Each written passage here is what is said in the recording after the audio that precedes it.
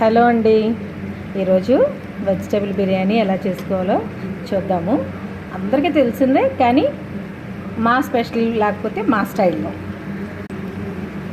బిర్యానీ ఆకు, ఇలాచి, ఒక 1 ఇంచ్ దాల్చిన చెక్క, లవంగా, ఇంకా మీ దగ్గర ఏమన్నా షాజీరా లాంటివి ఉంటే వేసుకోండి. అంతే. ఆనియన్స్, పచ్చిమిరపకాయలు, క్యారెట్, టమాటో, కొత్తిమీర, పుదీనా కట్ చేసుకొని వేసుకుందాం. కొత్తిమీర పుదీనా వేసుకుందామండి. ఇది కొంచెం లైట్గా ఫ్రై అవ్వాలి.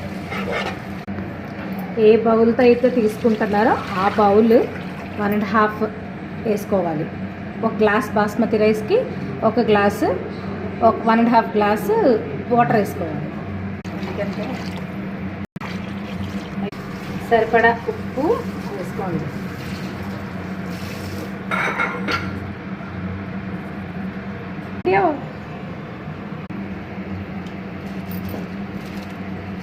బాగా బియ్యం వడకట్టుకొని వేసుకోవాలి. ఎందుకంటే కొలత ప్రకారం నీళ్ళు వేసుకున్నాం కాబట్టి కరెక్ట్గా చూసుకొని వేసుకోవాలి.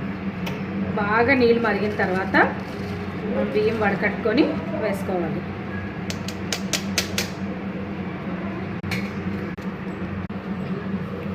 బియ్యం వేసుకున్న తర్వాత ఎలా పడితే అలా కలపకుండా ఒకసారి ఇటు నుంచి కలుపుకొని మూత పెట్టుకోండి. అంతే. మామూలు బియ్యంలో కలిపితే పేస్ట్ అయిపోతుంది. ఉల్లిపాయలు ఫ్రై అయిన తర్వాత అల్లం వెల్లుల్లి పేస్ట్ కూడా వేసుకోవాలి. అది నేను చెప్పడం మర్చిపోయాను. ఇప్పుడు మన దగ్గర ఉన్న ఇంట్లో చేసుకున్న గరం మసాలా కొంచెం వేసుకున్నాం. ఒక 2 స్పూన్స్, చిన్న స్పూన్తో 2 స్పూన్స్.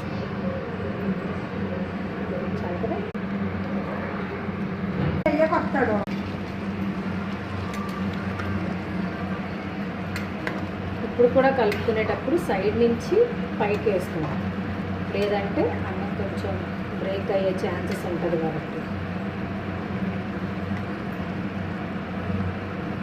సో ఇప్పుడు ఈ స్టేజ్లో సిమ్లో పెట్టేసుకుందాం.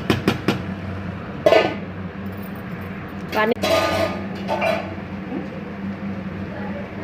సిమ్లో పెట్టుకున్నాక ఇంకా 5 మినిట్స్లో ఆపుతాం అన్నప్పుడు కొంచెం కొత్తిమీర, పుదీనా, కొంచెం నెయ్యి కూడా పైన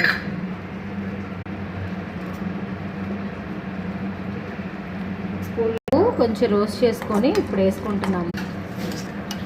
ఇప్పుడు జీడిపప్పు లాస్ట్లో వేసుకొని ఒక 2 మినిట్స్ ఉండి ఆపేసుకోండి. ఓకేనా?